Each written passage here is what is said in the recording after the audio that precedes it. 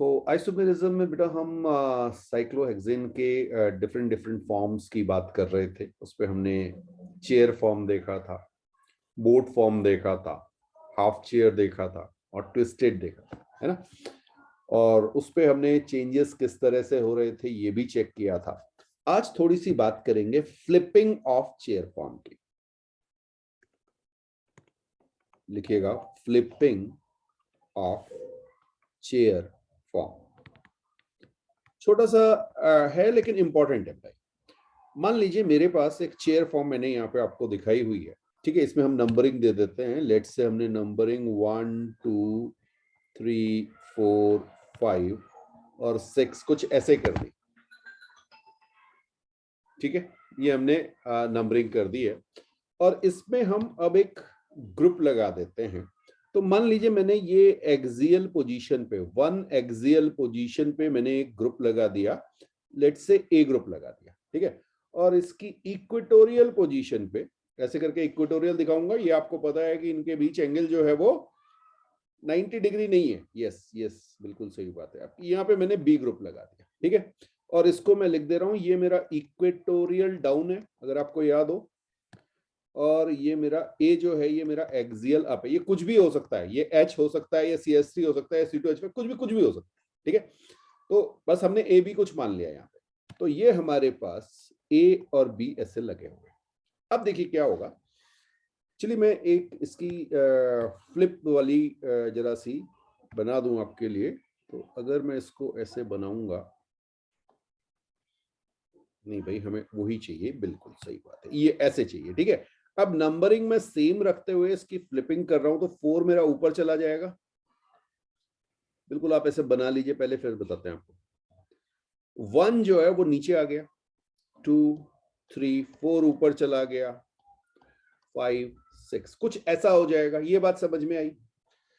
हाँ समझिएगा समझिएगा, 1 को पकड़ के नीचे लेके आना आपको, 1 को पकड़ के नीचे लेके आना। ये आपकी क्या हो रही है? फ्लिपिंग हो रही है, ठीक है। तो 1 नंबर पे बहुत ध्यान से इसको समझिएगा। 1 नंबर पे जो आपके पास दो बॉन्ड्स हैं ए और बी, जो आपको जिसके साथ अटैच हैं, उनको अगर आप देखेंगे तो वो दोनों भी अपनी पोजीशन को चेंज करेंगे, ठीक है। तो अगर आप देखेंगे तो बी कैसा हो जाएगा? बी कुछ ऐसा हो जाएगा और ए आपका ऐसा हो जाएगा। ये बात समझ में आई? चेक कर लो। बिल्कुल मैं इसको ए को ऐसे लगा दे रहा हूं और बी को इस वे में लगा दे रहा हूं। कुछ बात समझ में आई? सारा खेल बस ये अगर आपको विजुअलाइज हो गया तो बहुत ध्यान से समझिएगा। क्या हुआ बेटा? जो हमारा एक्सियल था, फर्स्ट वाली केजी पोजीशन में जो एक्सियल था, वो सेकंड पोजीशन में जब फ्लिपिंग हुई तो क्या बन चुका है? इक्वेटोरियल। इक्वेटोरियल हो चुका है। अच्छा, अप है या डाउन है ये बता दो। इक्वेटोरियल अप है। रेड वाला बी वाला जो है वो क्या है? एक्सियल डाउन है। कुछ बात समझ में आई? ठीक है। तो जो हमारे पास बॉन्ड एक्सियल अप था, जो बॉन्ड हमारा एक्सियल अप था वो इक्वेटोरियल अप हो गया, और जो इक्वेटोरियल डाउन था वो एक्सियल डाउन हो गया। इसका मतलब क्या हुआ कि जब भी फ्लिपिंग होगी, जब भी फ्लिपिंग होगी, चेयर फ्लिप होगी, उस समय सारे के सारे एक्सियल बॉन्ड इक्वेटोरियल में कन्वर्ट हो जाएंगे और इक्वेटोरियल बॉन्ड एक्सियल बॉन्ड में कन्वर्ट हो जाएंगे। याद रहेगा? लेकिन जो अप है वो अप रहेगा और जो डाउन है वो डाउन रहेगा।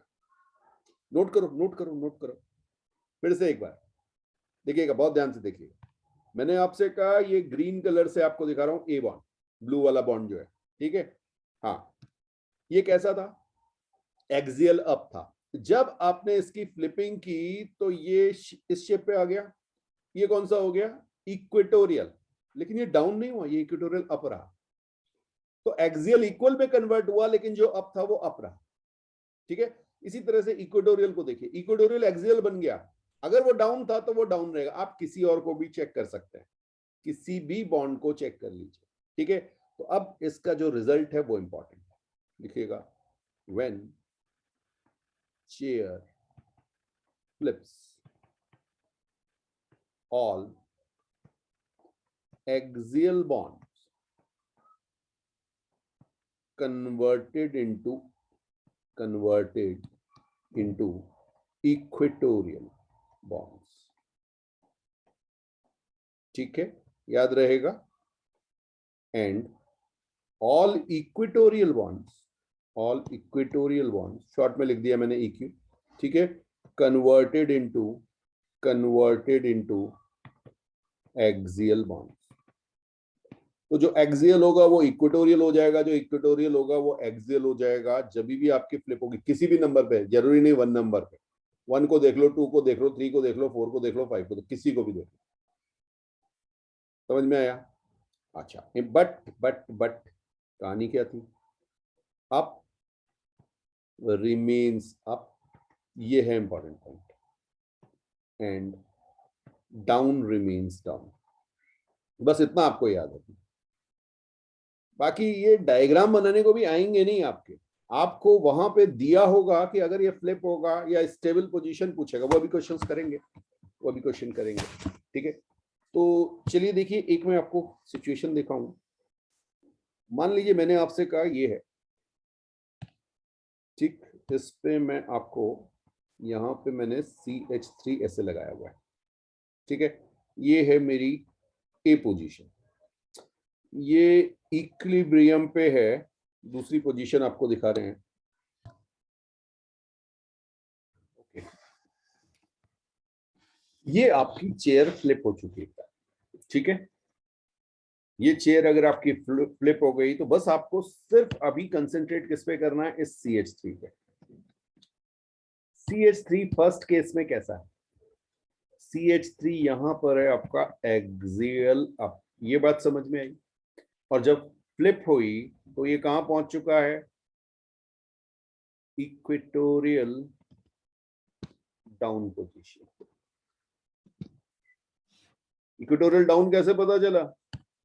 ये है बेटा axial down, sorry equatorial down नहीं, इक्वेटोरियल अप, इक्वेटोरियल अप। आप थोड़ी चेंज होगा, आप है तो आप ही रहेगा ना, बिल्कुल सही, बिल्कुल सही, बिल्कुल सही कहा, ठीक है। अच्छा, ये चीज एक क्लियर हुई कि एक्सियल इक्वेटोरियल में कन्वर्ट हुआ, लेकिन अप रहा, ओके ओके। अच्छा, यहीं पे सोचो, मान लो यहाँ पे H लगा होता, ये H क्या था? H किस पोजीशन पे? H है इक्वेटोरियल डाउन, ठीक। अब ये H इधर आ गया, ये किस पोजीशन पे आ गया? Axial down. याद रहेगा, बस इतना याद रखना है आपको, ज्यादा कुछ नहीं। अच्छा, इन दोनों में कौन ज्यादा स्टेबल होगा? तो हमने आपसे कहा था जितना ज्यादा बल्कि ग्रुप इक्वेटोरियल पोजीशन पे होगा, भाई यहां पे क्या होगा, इस पे रिपल्शन हो रहा होगा, ये एक्सियल पोजीशन पर, तो इस पे रिपल्शन हो रहा होगा। तो जितना बल्कि ग्रुप इक्वेटोरियल पोजीशन पे हो, जितना बल्कि ग्रुप इक्वेटोरियल पोजीशन पे होगा, उतना ज्यादा वो स्टेबल होगा। तो बी मोर स्टेबल, ये आपका ज्यादा स्टेबल होगा। कुछ समझ में आया? हाँ। अच्छा, कई बार इस पे क्वेश्चन क्या बनता है, देखिए इक्विलिब्रियम का क्वेश्चन बनता है, यहाँ के इक्विलिब्रियम लिख देंगे, ठीक है, ये K1 K2 कुछ भी लिख देंगे, ठीक है। तो वो पूछेंगे ये के इक्विलिब्रियम 1 से बड़ा है या 1 से छोटा है? हाँ, एक जगह एक्सियल दिखाया होगा, एक जगह इक्वेटोरियल दिखाया होगा। तो ऑब्वियसली जिधर मोर स्टेबल है रिएक्शन उधर प्रोसीड करेगी, तो आप कहेंगे के इक्विलिब्रियम ग्रेटर देन 1 हो जाएगा। समझ में आ गया? बिल्कुल, जिधर स्टेबल है उधर की और मूव करेगी तो प्रोडक्ट साइड कंसेंट्रेशन हायर होगा। बिल्कुल, नोट कीजिए। आप चाहें तो एक पॉइंट लिख लीजिए, ये इंपॉर्टेंट है। हाँ, in case of alkyl substituted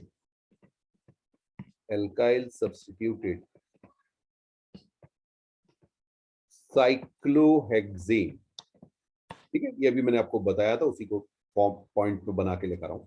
in case of alkyl substituted cyclohexane, the most bulky group must be in equatorial position.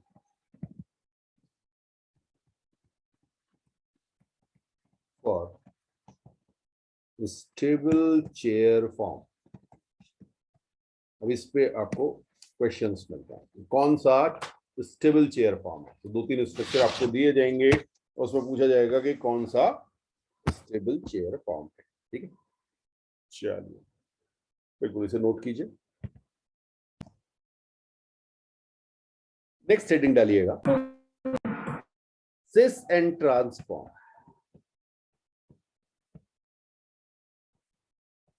Sis and transform, ये बाद में भी आएगा जब ज्योमेट्रिकल आइसोमेरिज्म पढ़ेंगे, बट यहां पर थोड़ा सा इसको समझ लेते हैं। ठीक है, अब ये सिस और ट्रांसफॉर्म क्या होती है। तो अगर दो ग्रुप सेम साइड में हो, हाँ, if two groups are in same side, are in same side, अभी क्लियर हो जाएगा, अभी क्लियर हो जाएगा। तो उसे कहेंगे सिस, नोट कर लो पहले। एंड इफ टू ग्रुप्स, क्योंकि अब ज्योमेट्री की बात हम करने लग गए हैं, तो अब हमें 3D स्पेस में उनके अरेंजमेंट को देखना पड़ेगा। ठीक है, जब तक हम 2D में कॉपी में बना के बात कर रहे थे, स्ट्रक्चरल में उसकी जरूरत नहीं, बट अब हम स्टीरियो आइसोमेरिज्म पे आ चुके हैं। तो फिर से एक बार मैं यहाँ पे आपको दिखा रहा हूं। मान लीजिए मैंने, भाई मेरा चेयर फॉर्म, ओके ये रहा। देखिएगा, इसमें मैं 2 ग्रुप लगा देता हूँ। एक मैंने लगाया CH3, चलिए एक और लगा देते हैं C2H5, अलग अलग लगा दिए। ठीक है, एक CH3 लगाया है, एक C2H5 लगाया है। ओके, जरूरी नहीं दोनों सेम हो, दोनों सेम हो तो भी अच्छा है, नहीं है तो भी अच्छा है। ठीक, अब आप कहेंगे ये एक्सियल पोजीशन है और ये अप है, कहेंगे। अच्छा, C2H5 की पोजीशन क्या है, इक्वेटोरियल पोजीशन है और अप है। कुछ बात समझ में आई। तो अब आपने देखा, जब भी आप ये देखेंगे तो 3D में दोनों के दोनों अप हो गए, सेम साइड हो गए। ठीक है, तो इसे आप क्या कहेंगे, ये सिस है, ये सिस है, दोनों अप हो गए। ठीक, तो आप चाहें तो बिल्कुल इसको लिख लीजिएगा, इफ टू ग्रुप्स, वैसे तो मैंने ऊपर लिखा ही रखा आपको, बट और क्लियरिटी के लिए, if two groups are in up direction और या both up, if two groups are both up direction or both down direction, समझ में आया। तो आप कहोगे सिस, दोनों डाउन भी हो सकते हैं, दोनों डाउन भी हो सकते हैं, अभी दिखा देंगे आपको, वो प्रैक्टिस करा रहा हूं, चिंता मत कीजिए। और अगर एक अप एक डाउन है, इफ टू ग्रुप्स, कोई एटम भी हो सकते हैं, ग्रुप्स तो मैंने जनरल कर दिया ना उसको, if two groups are in opposite direction, तो हम इसे क्या कह देंगे, ट्रांस। बात समझ में आई। चलो एक एग्जांपल देखते हैं, एक एग्जांपल देखते हैं, मैं कहीं पे भी लगा सकता हूं, देखिएगा।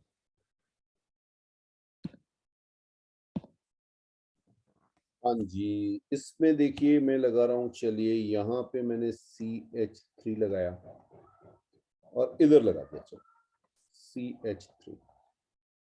आपको बताना है ये सिस है या ट्रांस है, कोई नेमिंग वेमिंग कोई जरूरत नहीं, बस सिस और ट्रांस देखना है। सिर्फ ये देखना है कि अप है या डाउन है, अप है या डाउन है, बस ये देखना।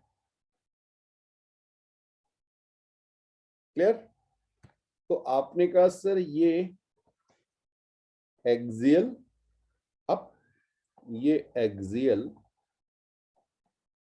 डाउन, क्या ये लिख सकता हूं, चेक कर लो, चेक कर लो। तो एक अप एक डाउन, क्या कहेंगे,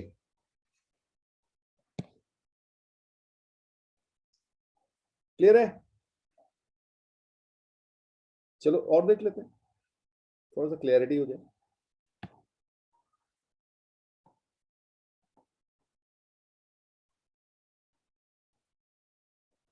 अब बताओ, सिस फॉर्म या ट्रांसफॉर्म, केवल आपको देखना है अप है या डाउन। पोजीशन, पोजीशन चेक करना सीखोगा। ये कौन सी पोजीशन? इक्वेटोरियल। इक्वेटोरियल अप या डाउन? एक्सियल अप है तो इक्वेटोरियल डाउन होगा। ये वाली पोजीशन एक्सियल है, अप या डाउन? डाउन है। ठीक है, तो बस आपको चेक क्या करना है? पोजीशन चेक करनी है। दोनों की डाउन पोजीशन है, डाउन पोजीशन है। देख के नहीं समझ में आएगा बेटा, ये आपको, हाँ बिल्कुल आपको ये बना के चेक करना पड़ेगा। देख के तो आपको एक परपेंडिकुलर लग रहा है, एक डाउन कहोगे ये तो हॉरिजॉन्टल हो गया, फिजिक्स मत लगा देना। ठीक है, तो इसको आप क्या कहेंगे? डाउन डाउन, यानी ये क्या है? सिस। एक और तरह से क्वेश्चन पूछा जा सकता है। ठीक है, चलिए यहाँ पे मैं लिख ही दूं, another method to ask question. ठीक है, कैसे पूछा जा सकता है? देखिए, मान लीजिए आपसे कहेगा वो कि 1A3E कुछ ऐसा दे देगा। अब समझना इसको क्या है। 1 पोजीशन पे हाँ एक्सियल है और 3 पे इक्वेटोरियल है। ठीक, अब इससे कोई फर्क नहीं पड़ेगा कि आप कहां पे नंबरिंग करें। देखिए मैं आपको दिखा देता हूं। 1 2, पहले आपने ये किया 3 4 5 6। ठीक, 1 की एक्सियल, और कुछ नहीं दिया हुआ, एक्सियल दिया हुआ है। एक्सियल पोजीशन आपने कहा सर एक्सियल पोजीशन 1 की किधर होगी? चलिए ब्लू कलर से आपको दिखाएं। ये 1 की एक्सियल पोजीशन, और 3 की इक्वेटोरियल किधर होगी? 3 की इक्वेटोरियल,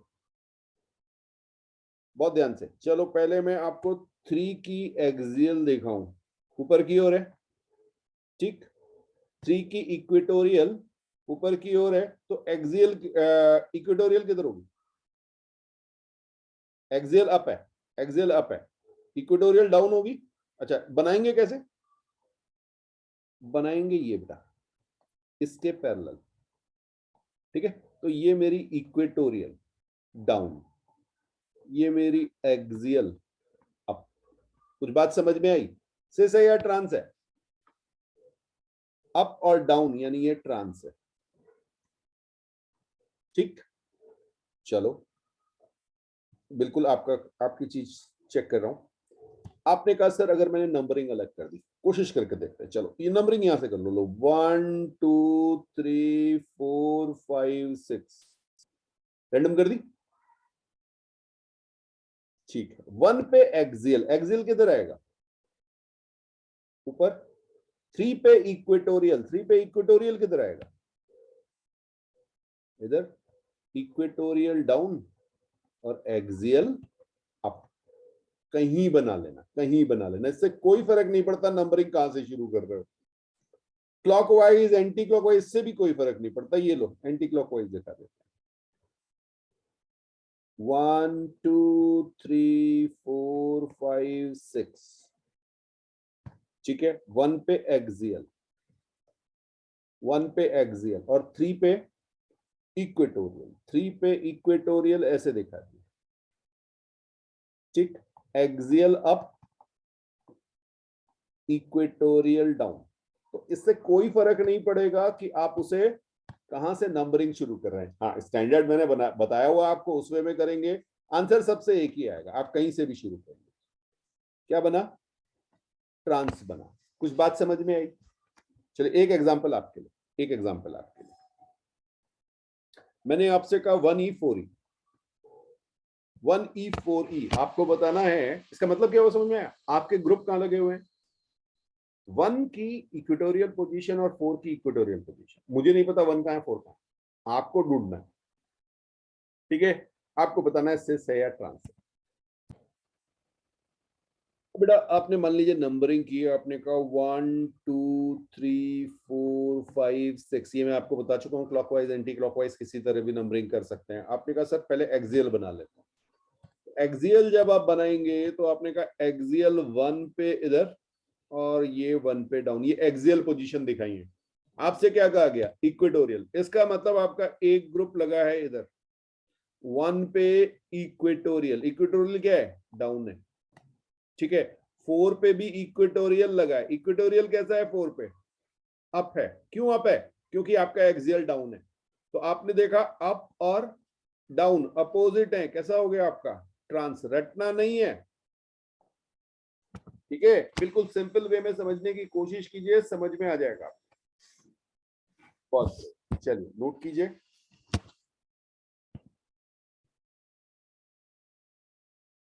अब बेटा chair form of di substituted cyclohexane. मान लीजिए हमारे पास ये हमने साइक्लोहेक्सेन बनाई और इस पे हमने दो ग्रुप लगा दिए, ठीक है? एक हमने यहाँ CH3 लगा दिया और लेट से यहाँ पे हमने C2H5 लगा दिया।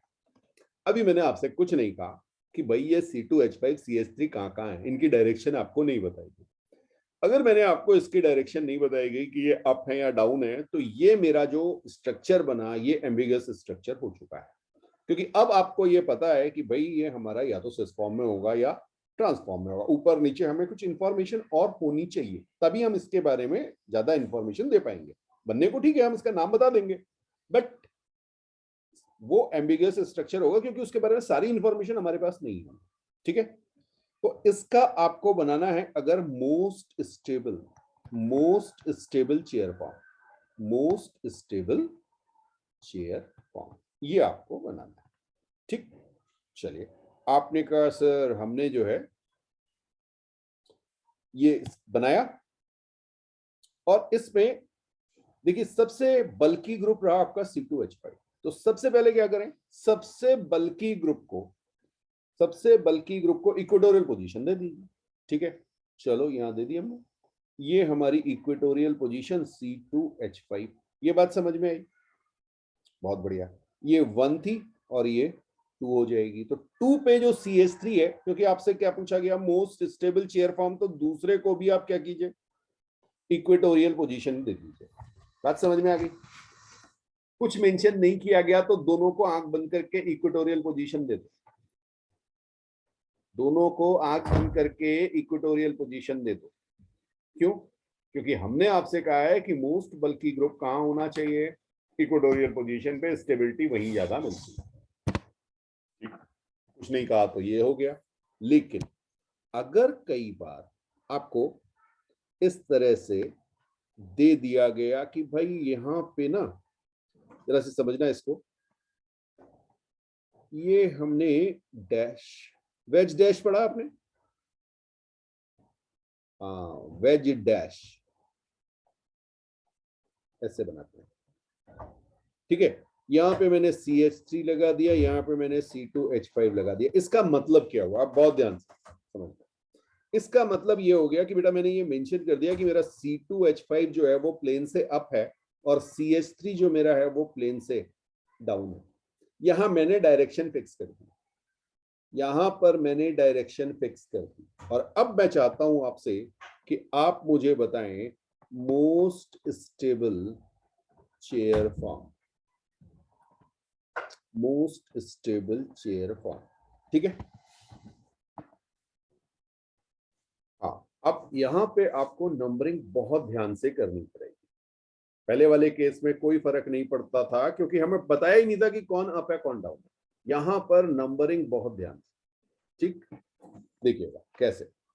मान लीजिए आप इसका स्टेबल चेयर फॉर्म बना रहे हैं, तो आपने कहा सर जो हमारा सबसे पहले देखो, सबसे बल्कि C2H5 ये कहां होगा, ये कहां होगा? C2H5 कहां पे होगा? इक्वेटोरियल पोजीशन पे होगा। ये बिल्कुल सही बात है आपकी। आपने कहा C2H5 क्योंकि स्टेबिलिटी चाहिए, मोस्ट बल्की ग्रुप इक्वेटोरियल पोजीशन पे है। इक्वेटोरियल पोजीशन पे ये अप है, इक्वेटोरियल पोजीशन पे ये अप है। बेटा अगर मैंने इसे यहां लगाने की कोशिश की, ये मेरी इक्वेटोरियल डाउन पोजीशन होती है, मैं इसे यहां पर अटैच नहीं कर सकता। कुछ बात समझ में आई? क्यों नहीं कर सकता? क्योंकि मुझे क्लियरली दिया हुआ है कि C2H5 मेरे पास अप पोजीशन पे।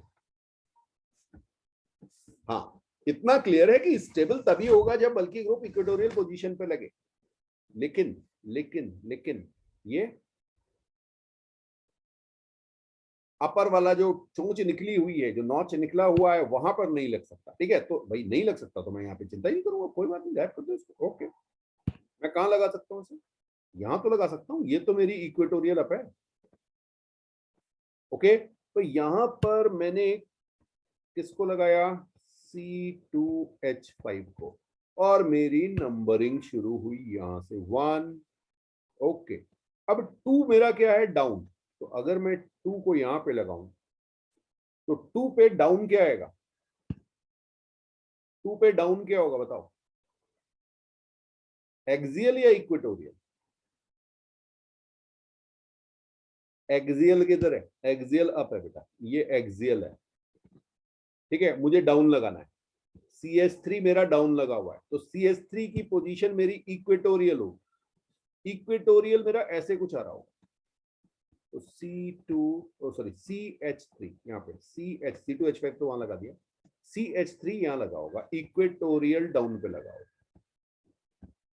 कुछ बात समझ में आई? फॉर्म कौन सा है, एक अप है एक डाउन है, वो तो यही दिख रहा था, अप है और डाउन है, कैसा था, ट्रांस। ठीक है, तो यहां से आपको पता चल गया कि भाई ये मेरे पास CS3 जो लगा हुआ है, CS3 जो लगा हुआ है वो कहां लगा हुआ है, इक्वेटोरियल पोजीशन। और C2H5 कहां लगा हुआ है, C2H5 कहां लगा हुआ है, इक्वेटोरियल अप पोजीशन। यहां पर मेरे पास कुछ रिस्ट्रिक्शंस हो जाएंगी, ये ध्यान रखिए। हाँ बिल्कुल, यहाँ पे कुछ रिस्ट्रिक्शंस हो जाएंगी, क्योंकि मुझे मेंशन कर दिया गया कि कौन अप है कौन डाउन है। तो नंबरिंग बहुत ध्यान से कर, ठीक है। चलिए, अच्छा, अब एक और देखिएगा, एक और एग्जांपल देखते हैं। अब आपको सिस 1,2 डाइमिथाइल साइक्लोहेक्सेन बनाना है, ठीक है। हाँ, और ऑब्वियसली स्टेबल फॉर्म बनानी है। तो अब आप क्या करेंगे, सिस 1,2, अब आपकी बहुत सारी चीजें फिक्स कर दी गई। 1 पे मिथाइल लगा हुआ है, 2 पे मिथाइल लगा हुआ है, ओके। हाँ, सिस है, दोनों दोनों सिस का मतलब या तो दोनों अप होंगे या दोनों डाउन होंगे, दोनों अप होंगे या दोनों डाउन होंगे। तो पहले क्या करेंगे, 1 पे, अब आप 1 यहाँ पे शुरू कीजिए, 1 2 3 4 5 6, ठीक है। CS3 को कहां लगाऊं, एक्सियल या इक्वेटोरियल, ये बता दो भाई। दोनों मिथाइल ग्रुप है, डाइमिथाइल है, तो बिल्कुल, तो एक CH3 को पहले मैंने इक्वेटोरियल पोजीशन दे दी। ये इक्वेटोरियल क्या है मेरी, डाउन, ठीक है। तो जैसे ही मैंने फर्स्ट वाले CS3 को इक्वेटोरियल पोजीशन दी, मुझे पता चल गया ये डाउन है, क्लियर है। हाँ, अब मुझे करना क्या है, सोचो मुझे करना क्या है, सिस बनाना है। तो सिस के लिए मेरी सेकंड पे भी डाउन पोजीशन होनी चाहिए। सेकंड पे डाउन कौन है, एक्सियल है, एक्सियल डाउन है। इक्वेटोरियल बनाओगे तो अप हो जाएगा। तो दूसरा CH3 मेरा कैसे लगेगा, एक CH3 मेरा एक्सियल पोजीशन पे आया, दूसरा मेरा इक्वेटोरियल पोजीशन पे आया। बात समझ में आई? तो सिस 1,2 डाइमिथाइल साइक्लोहेक्सेन अगर मैं लिखूं तो मैं कहूंगा कि एक CH3 मेरा इक्वेटोरियल डाउन है, 1 वाला, और 2 वाला एक्सियल डाउन पोजीशन। कुछ क्लियर है? ऐसा क्यों, डाउन और डाउन होना जरूरी था क्योंकि मेरा सिस फॉर्म है। अच्छा चलिए, यहीं पे अगर मैं इसको ट्रांसफॉर्म कर दूं, ट्रांस 1,2 डाइमिथाइल, बाकी सब कुछ सेम, साइक्लोहेक्सेन। अब सोचो जरा इसमें क्या होगा, अब क्या होगा, कोशिश कीजिए, कोशिश कीजिए, बिल्कुल बिल्कुल।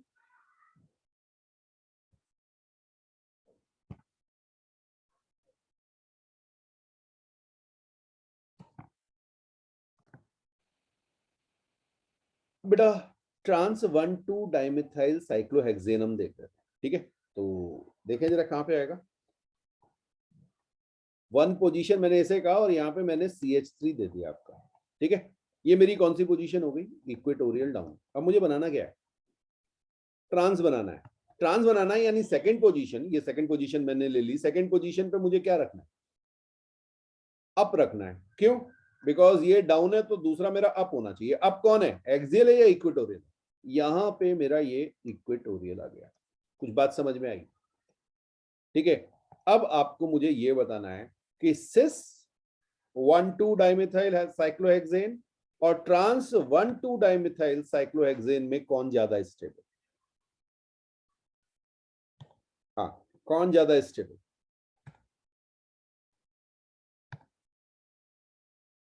सिस 1,2 डाइमिथाइल साइक्लोहेक्सेन आपने बनाया, एक CH3 आपका गया इक्वेटोरियल पोजीशन पे, एक CH3 गया एक्सियल पे, दूसरे वाले में दोनों इक्वेटोरियल पे गए, ठीक है? तो ये आपका मोर स्टेबल हो गया। कुछ बात समझ में आई? तो क्वेश्चन पूछा जाएगा कि cis 1,2 dimethyl cyclohexane is less stable और more stable than trans 1,2 dimethyl. कर लोगे? तो आप कहेंगे sir trans 1,2 dimethyl cyclohexane is more stable than cis 1,2 dimethyl cyclohexane, short में मैंने लिख दिया, ठीक है? चलिए एक अब आप ट्रायल लीजिए, और ये ट्रायल है सिस 1,3 डाइमिथाइल साइक्लोहेक्सेन और ट्रांस 1,3 डाइमिथाइल साइक्लोहेक्सेन। बात समझ में आई? जैसे 1,2 के लिए किया, 1,3 के लिए आप ट्राई कीजिए, डायग्राम बनाइए, आप खुद देखेंगे बड़ी स्पीड में बनेगा, लेकिन बनाना आपको पड़ेगा। हाँ जी, मेरी तो प्रैक्टिस है ही, मैं तो बना ही लूंगा। चलिए एक बार कोशिश कीजिए।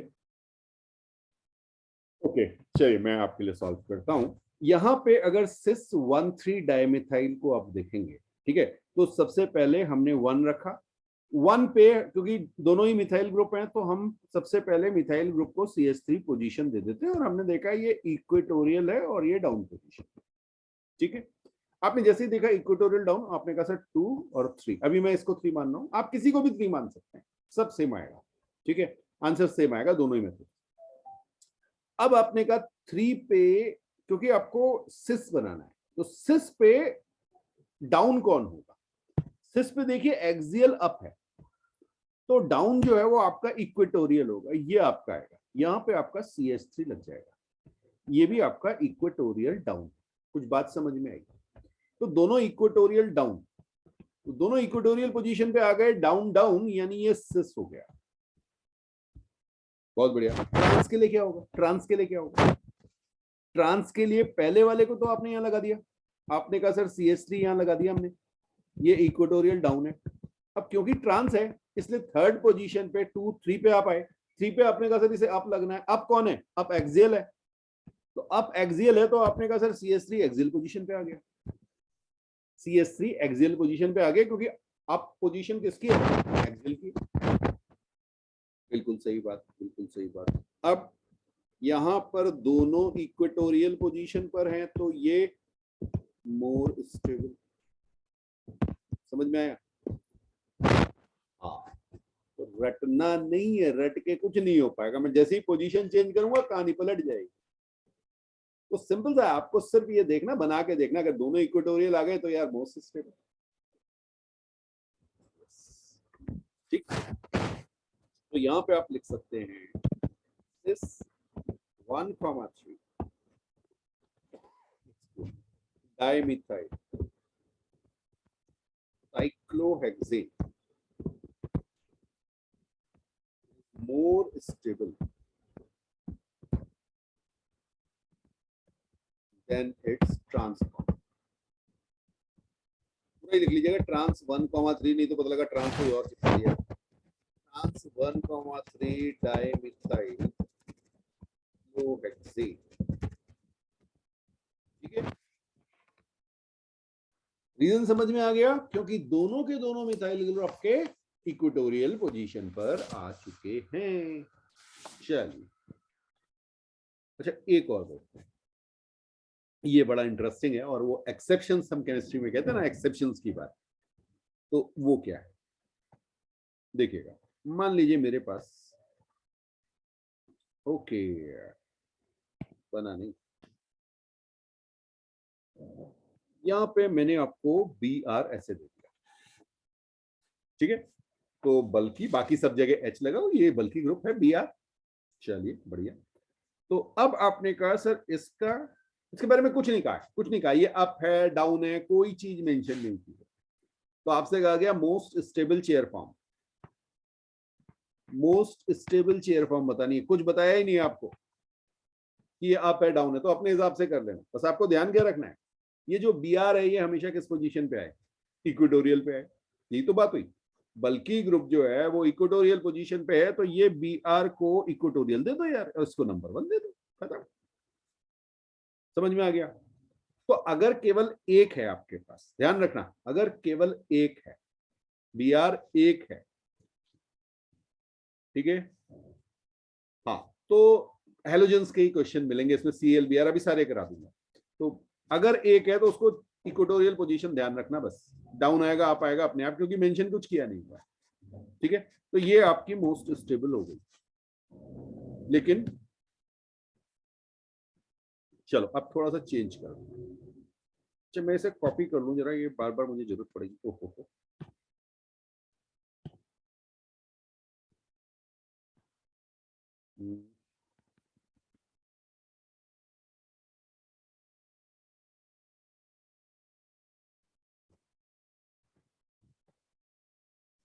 चलिए अब मैंने यहाँ पे आपको मेंशन कर दिया भाई, ये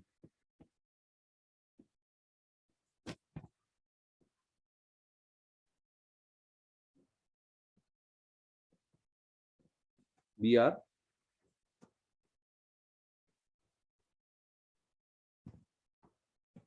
सी है, ठीक है।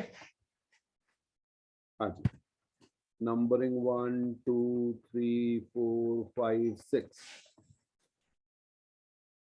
अब आपको इसका जो है वो शेयर फॉर्म बनाना है, ठीक है।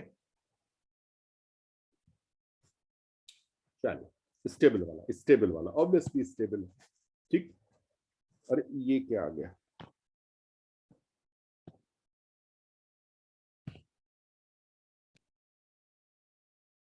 अब देखिए बेटा, इसमें आपको करना क्या है कि आपके पास क्लोरीन भी है और ब्रोमीन भी है, बल्कि ग्रुप कौन है, बल्कि ग्रुप कौन है, B R, very good, B R जो है वो बल्कि ग्रुप, ठीक है। तो आपने बी आर को देखा, आपने कहा ये बल्कि ग्रुप है, क्लोरीन से ज्यादा बल्कि है, ओके। तो बी आर को आपको इक्वेटोरियल दे देना है, और साथ में आपको मेंशन किया हुआ है कि ये अप है। तो इतना आपको क्लियर हो गया कि बी आर को आपको किस पोजीशन पे देना है, इक्वेटोरियल अप। अब जरा अपनी नंबरिंग करो तो ढूंढ लेना कि इक्वेटोरियल अप कहां है, ठीक है। तो आपको पता है कि ये वाली जो पोजीशन होती है यहाँ पे इक्वेटोरियल अप होता है, तो मैंने अपने बी आर को यहाँ लगा दिया, ठीक है। कुछ बात समझ में आई,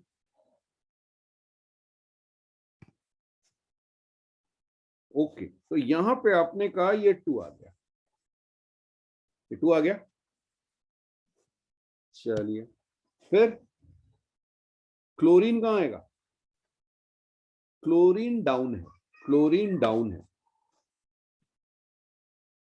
क्लोरीन की पोजीशन है 1, क्लोरीन यहां आएगा, इक्वेटोरियल डाउन, चेक कर लो, चेक कर लो, ठीक है। दोनों इक्वेटोरियल पे आ रहे हैं, कोई परेशानी नहीं, बढ़िया स्टेबिलिटी है, ठीक।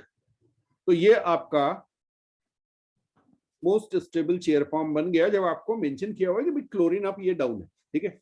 हाँ अब कहानी जब पलटेगी वो वाला देखो, बिल्कुल। अब देखना जरा क्या होगा, यहां पर आपको अगर मैं दोनों अप दे दूं, बहुत ध्यान से,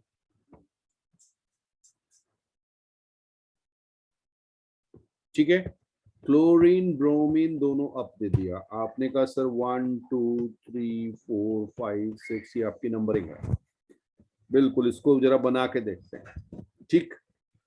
अभी तक जितने रूल आपने पढ़े उसके हिसाब से अगर आप बनाएंगे तो आप कहेंगे सर ब्रोमीन को हम इक्वेटोरियल पोजीशन दे देंगे, ये इक्वेटोरियल अप हो गई, है इक्वेटोरियल अप।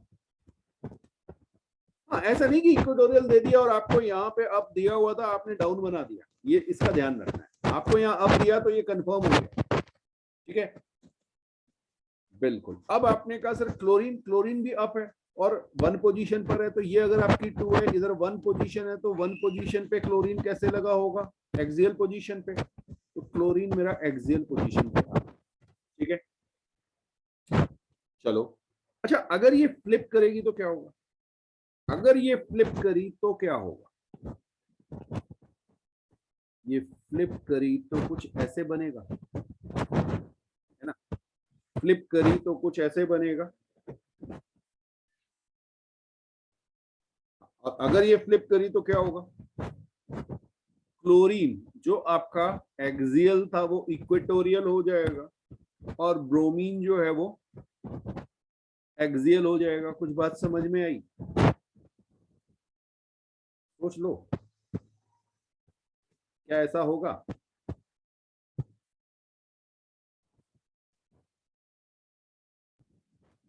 ये नहीं बनेगा, गलत है, ठीक है।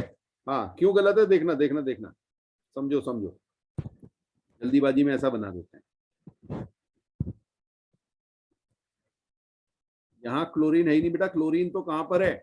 1 पोजीशन पर, और 1 पोजीशन नीचे आ चुकी है। ओके, तो आपकी जो 1 पोजीशन नीचे आ चुकी है ना, हाँ, ये आपका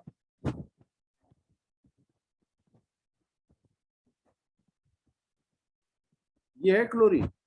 चेक करो, मैंने आपसे क्या कहा? जो एक्सियल है वो इक्वेटोरियल हो जाए। ओके, तो अरे ये 1 था ना, तो ये 1 यहाँ पे आ गया, 2 ये रहा, ठीक है। ब्रोमीन इक्वेटोरियल, ब्रोमीन कैसा हो जाएगा? एक्सियल हो जाएगा, ब्रोमीन यहाँ पे आ जाएगा। कुछ बात समझ में आ रही है? जो एक्सियल था वो इक्वेटर फ्लिप होके इसको। अच्छा, अब अगर मैं इन्हें 2 नाम दे दूं, देखिए कंफ्यूजन होता क्या है, ए और बी, ए और बी। अभी तक की थ्योरी के हिसाब से कौन स्टेबल होना चाहिए? जहां ब्रोमीन इक्वेटोरियल पोजीशन पे है, क्योंकि ब्रोमीन ज्यादा बल्कि है, होना चाहिए ऐसा था, लेकिन होता नहीं। अब बात यह है कि ऐसा क्यों नहीं होता, ठीक है, ध्यान देना। यहां लिख लो बेटा स्टार के साथ, बी इज मोर स्टेबल। बिल्कुल लॉजिक दूंगा आपको, ठीक है। ये जो है, ये जब आपके पास 2 हेलो ग्रुप आए ना, तभी होगा। हाँ, और वो भी कौन कौन होंगे बता दे रहा हूं, B R and I. Halogens में ये दोनों अगर हों, सीएल नहीं, बी आर और आई अगर लगे, ठीक है, तो B R and I more stable in axial position, ठीक है, when 2 atoms are there. Single में नहीं, सिंगल में तो डिगी है, दे ही दोगे उसको। अब क्यों ऐसा होता है, रीजन समझो।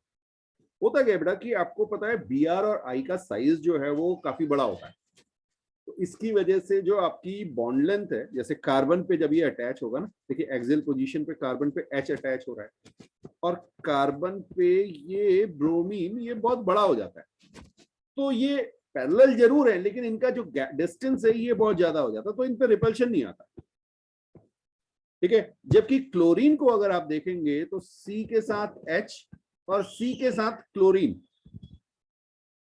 कार्बन के साथ जो क्लोरीन अटैच हो रही है ना, वो ऑलमोस्ट सेम हाइट पे आते हैं, बहुत ज्यादा डिफरेंस नहीं होता, ठीक है, बॉन्ड लेंथ में बहुत ज्यादा फर्क नहीं है, तो ये क्लोज क्लोज होंगे। लेकिन ब्रोमीन और आयोडीन के केस में इनका जो साइज है वो बड़े होने की वजह से इनकी बॉन्ड लेंथ जो है वो बढ़ जाती है, यस, और इसकी वजह से इन पे रिपल्शन नहीं होता, तो ये ज्यादा स्टेबल कहां हो जाते हैं? एक्सियल पोजीशन, ध्यान रहेगा। तो ये एक्सेप्शन है, नोट कर लीजिए इसको। हाँ, जैसे मैं आपको एक एग्जांपल दिखाऊं,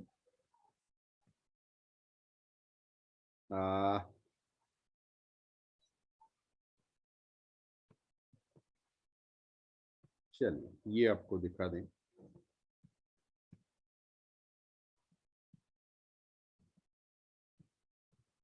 ठीक है, एक मैंने आपसे कहा Cl और एक मैंने आपसे कहा I।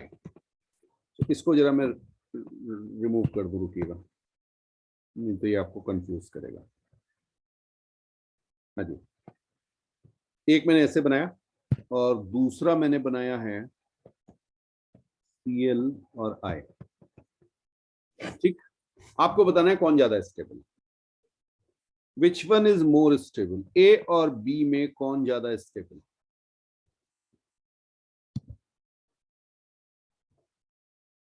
देखिए यहां पर आयोडीन है, ब्रोमीन और आयोडीन के लिए मैंने आपको बताया एक्सेप्शन होगा। क्यों? क्योंकि इनका साइज बड़ा, इसलिए एक्सेप्शन। एक्सेप्शन ऐसा थोड़ी कि मर्जी अपनी कुछ भी हो गया। रीजन क्या है? इनका जो साइज है वो बड़ा हो जाता है, बॉन्ड लेंथ बड़ी हो जाती है, इसलिए रिपल्शन नहीं होता एक्सेल पोजीशन पे, इसलिए एक्सेल ज्यादा स्टेबल हो जाता है। तो this one is more stable, more stable. ठीक है, हाँ। अच्छा, इसी पे देखो एक और एग्जांपल दे देता हूं। अगर मैं यहीं पर फ्लोरीन लगा दूं, क्लोरीन और फ्लोरीन ले लेते हैं, ठीक है, यहां पे ये मैंने फ्लोरीन ले लिया, ये मैंने क्लोरीन ले लिया, ये मैंने फ्लोरीन, यहां पे क्लोरीन। अब क्या होगा? अब बल्कि ग्रुप ये है बेटा, ठीक है। हाँ, और क्लोरीन के केस में मैंने कहा पुराना वाला गेम चलेगा जिसमें हमारे पास बल्कि ग्रुप इक्वेटोरियल पोजीशन पे आना चाहिए, तो ये हमारे पास ज्यादा स्टेबल हो जाएगा क्योंकि क्लोरीन का साइज ज्यादा बड़ा नहीं होता है।